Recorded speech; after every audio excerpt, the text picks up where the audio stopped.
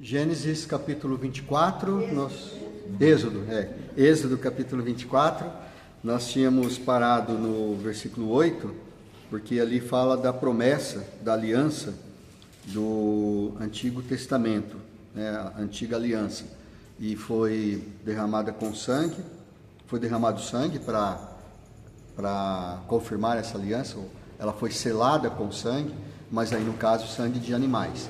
Moisés aspergiu o sangue no livro da lei, que Deus o instruiu a escrever, e aspergiu o sangue também no povo, e disse: esse é o sangue da aliança que Deus faz com vocês. Agora, é interessante, isso nós não falamos na semana passada, falamos sim que isso nos lembra a nova aliança, quando Jesus, na última ceia, ele distribui o cálice, ele disse: esse é o meu sangue que é dado por vós, ou em outro lugar ele fala, é derramado em favor de muitos. Mas também em Gálatas capítulo 3, versículo 3:17, Gálatas 3:17, ele faz menção a esta aliança, e ele diz o seguinte: vocês se lembram que Gálatas ele foi escrito por Paulo para combater, especialmente para combater aquela doutrina que eles estavam querendo impor na igreja, de que os cristãos tinham que ser circuncidados e cumprir toda a lei de Moisés. E Paulo ficou muito bravo com isso, e ele então escreveu essa carta aos Gálatas, e ele disse que não. E aí ele argumenta bastante, e nessa argumentação de Paulo tem uma informação importante, que nós até falamos antes, quando estávamos comentando sobre o período de escravidão, né? E aqui tem uma chave para a gente interpretar o tempo que os judeus de fato ficaram, que os israelitas ficaram lá no Egito, né?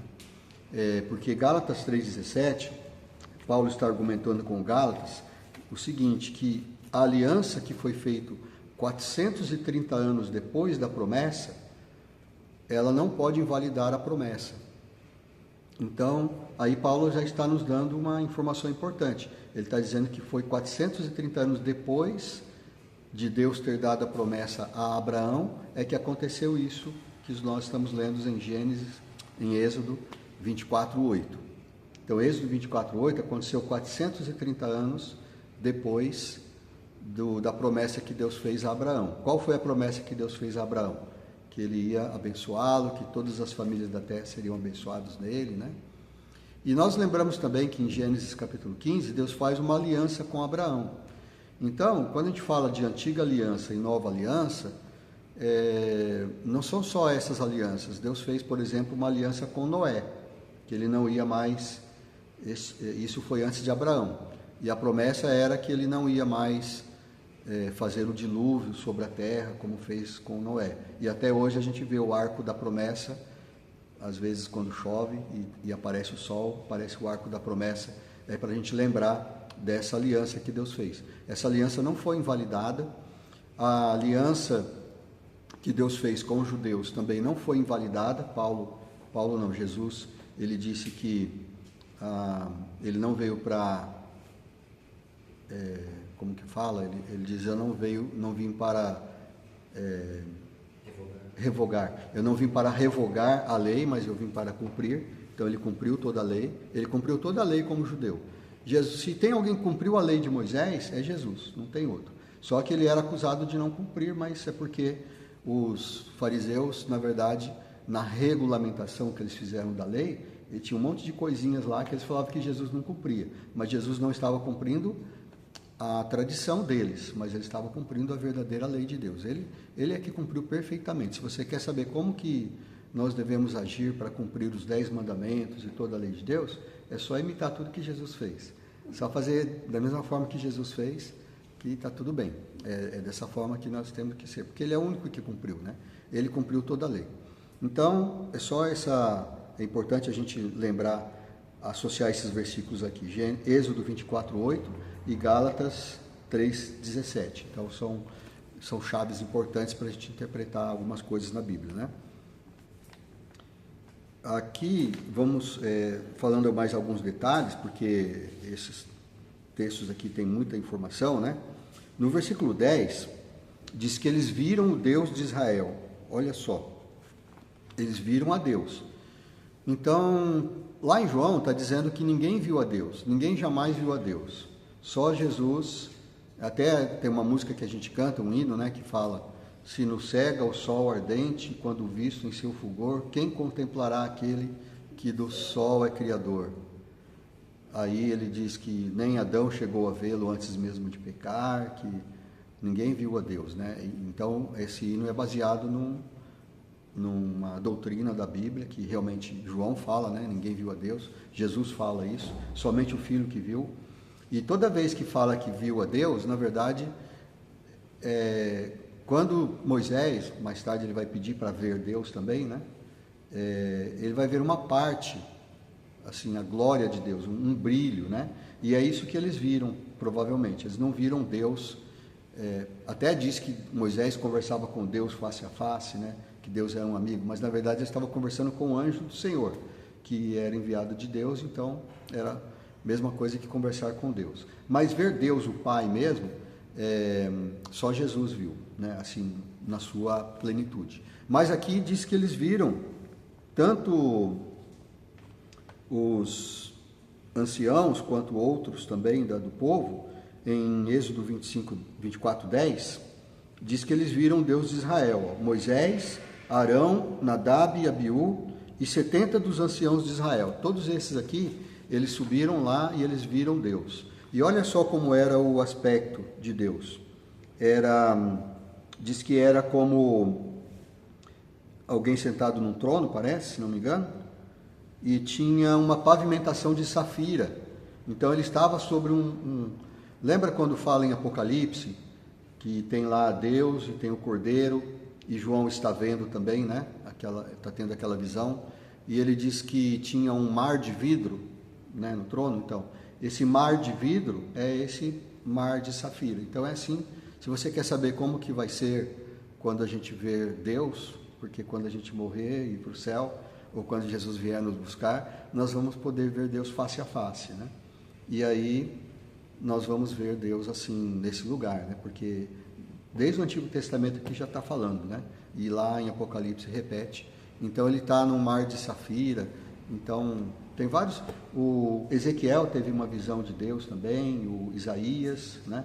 E aí todas essas visões eles vêm uma parte, né? Então quando Deus diz que ninguém viu a Deus, está querendo dizer, de certa forma, na sua plenitude. Ninguém poderia olhar diretamente para Deus. Todos, quando veem dessa forma a glória de Deus, a tendência é se curvar e fechar os olhos, porque a gente não consegue enxergar. É como Paulo, quando ele viu o próprio Jesus. Jesus apareceu ele em glória, uma luz mais brilhante do que a luz do sol.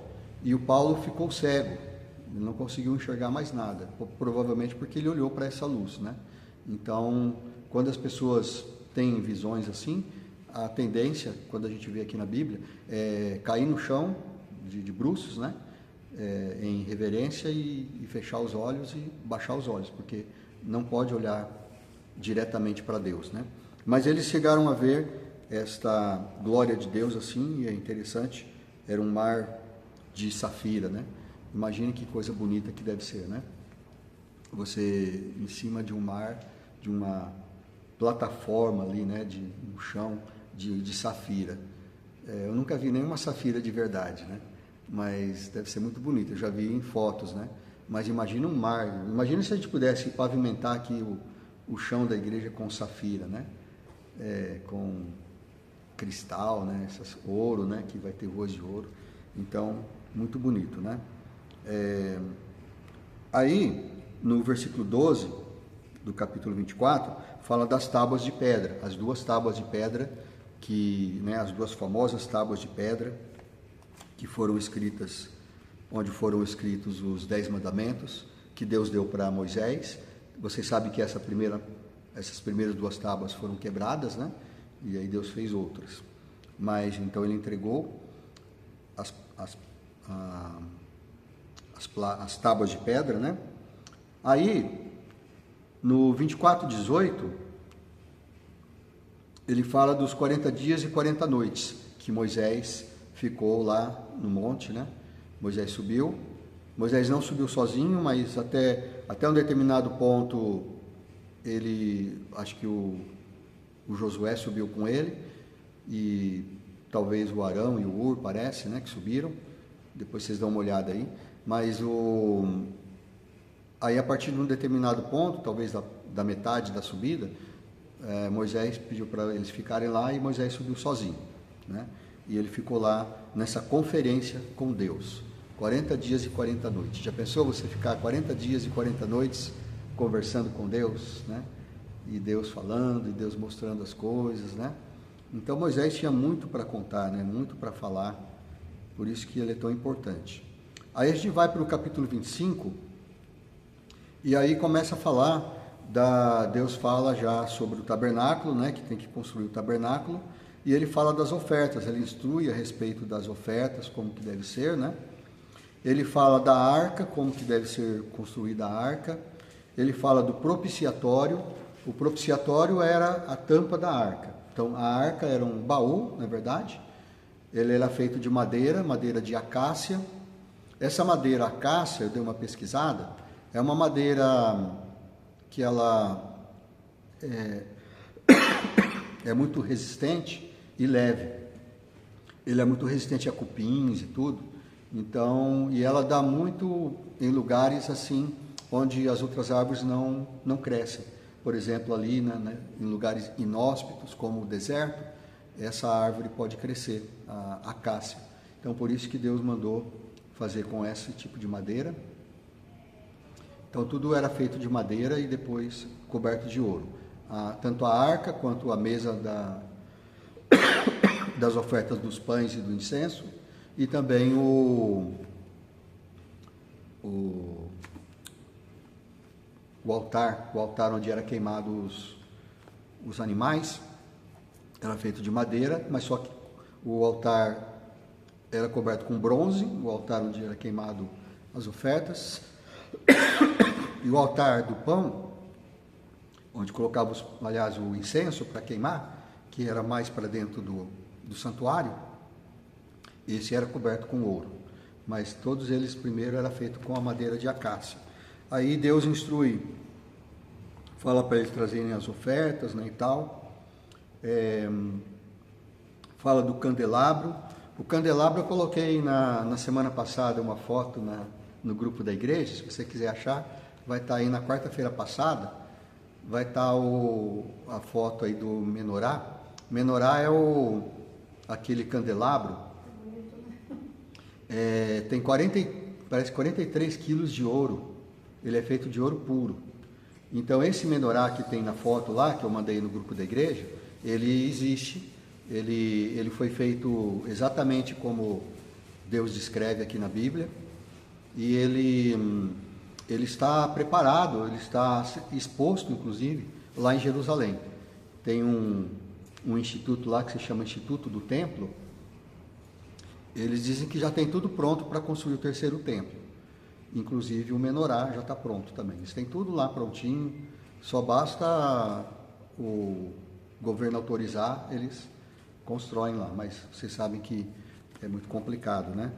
Não dá para fazer, não dá para simplesmente tirar lá o domo da rocha, né? E tudo que está lá para fazer isso, né? Mas está tudo lá. Então, o menorá, 43 quilos de ouro, ouro puro, ele era feito de ouro maciço, né? Ouro batido.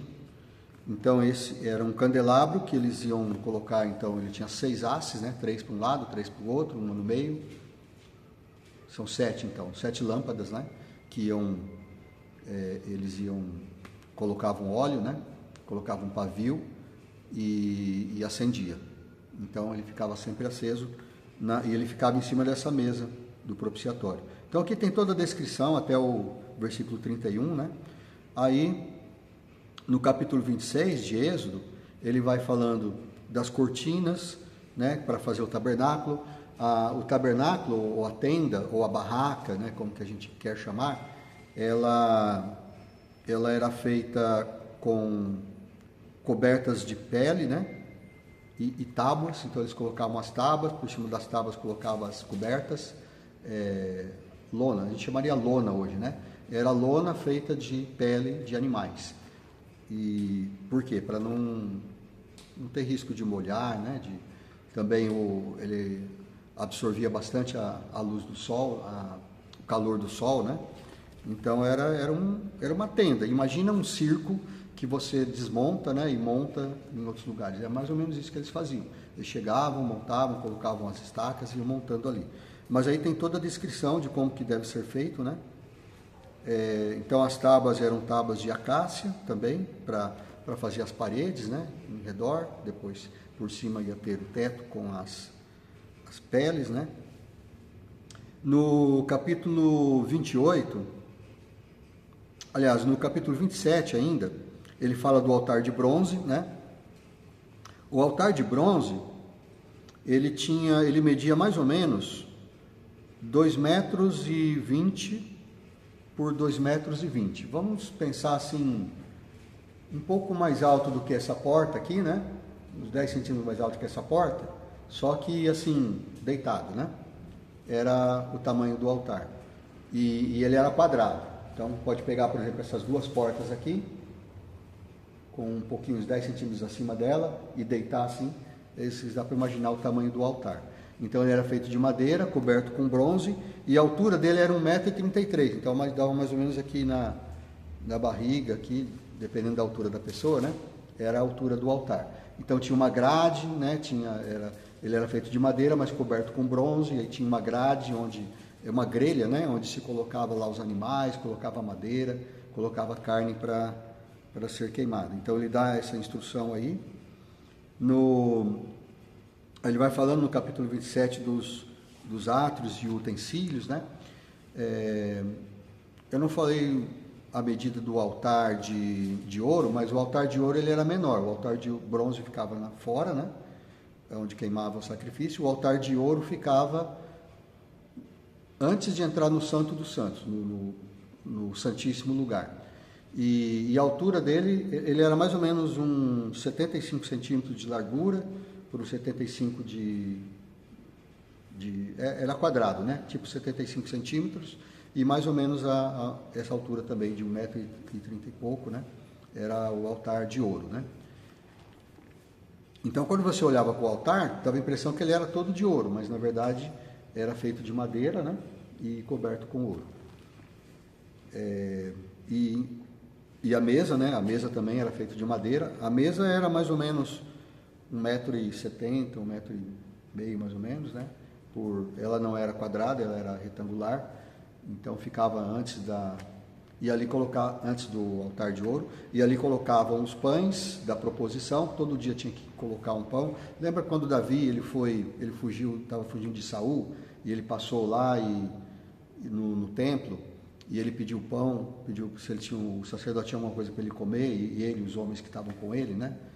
E aí ele falou: não tenho, só tenho os pães da proposição, os pães que foram trocados, né? Porque todo dia eles trocavam, colocavam um pão fresco, e o pão que eles tiravam, eles podiam comer, os sacerdotes. Ele falou: só os sacerdotes que podem comer, mas como esses pães já foram utilizados na cerimônia, se vocês pelo menos estiverem purificados, não se deitaram com mulheres, né? Então, assim, está tudo bem com vocês, não tem nenhum impedimento moral, vamos dizer assim, vocês podem comer os pães, né? Mas Jesus até menciona isso, diz que não era lícito, ele não podia ter comido, mas por causa quando Jesus fala sobre isso, né? Ele está falando, por exemplo, a respeito do sábado, que, né, eles eram tão rigorosos que eles não queriam que as pessoas fossem curadas no sábado e tudo isso. Então Jesus menciona esse fato como uma coisa assim: olha, Davi estava com fome, os seus homens estavam com fome, ia deixar eles morrerem de fome, porque o pão era o pão que foi oferecido lá para Deus, mas já tinha colocado o pão novo. Então é uma questão de bom senso, né? E então Jesus menciona isso. Então era isso que estava se referindo, esses pães que todo dia de manhã, imagina o trabalho do sacerdote, né? Todo dia de manhã ele ia lá, levava o pão quentinho, colocava lá, né? e o pão ficava lá até a tarde. Aí ele tirava, no outro dia ele colocava pão fresquinho de novo. E aquele pão, depois eles podiam comer. Devia ser gostoso esse pão, né? Ele tinha a receita, como que devia fazer. Se não me engano, era sem fermento, não podia ter fermento, né, o pão. Então não era aquele pão fofinho, né? Era um pão tipo uma bolacha, né? Assim. Então é isso, né? Nós vamos ficar por aqui hoje, para não ficar muito comprido, né? Senão a gente perde o tempo da oração. Mas nós fomos até, depois vocês me lembram, né? Fomos até Êxodo 27, 9, né? Que falou do altar de bronze no capítulo 27, logo no versículo 1, e no versículo 9 fala do átrio e dos utensílios. Então, nós vamos começar falando sobre isso na semana que vem. Tudo isso, todas essas coisas, né, nós vamos ver, tudo isso tinha um propósito, porque Deus mandou, aqueles 40 dias que Deus falou com Moisés no alto do Monte Sinai, ou do Monte Horebe, Deus mostrou para eles, então Deus mostrou para ele no céu como que era o lugar de adoração, ele mandou fazer exatamente daquele jeito. Então tudo que Moisés fez, toda essa descrição, é um lugar de adoração que tem no céu. E ele fez então essa imitação, ou esta réplica do que tinha no céu. Então por isso que é importante, e tudo tem um significado. A gente vê, por exemplo, a posição, se a gente for pensar, né, a posição das coisas lá, dos objetos, dos utensílios, né, como que era feita a oferta, por que o pão não podia ter fermento, por que as ofertas todas tinham que ter sal. Então tudo isso se a gente for estudar sobre isso, a gente vai ver que tudo tem um significado, tudo tinha um propósito, tudo indicava o que Jesus ia fazer por nós. Tudo apontava para Jesus Cristo. Por isso que quando ele conversou com aqueles 2 discípulos indo para Emaús, ele provavelmente passou por essa parte, ele disse que ele passou por toda a Bíblia, mostrando tudo o que falava sobre ele nas Escrituras. Então tudo isso se refere está apontando para o que Jesus ia fazer no futuro, né? Para nós agora no passado, mas para eles no futuro. Então vamos terminar com uma oração, e graças a Deus pela misericórdia dele, né, que providenciou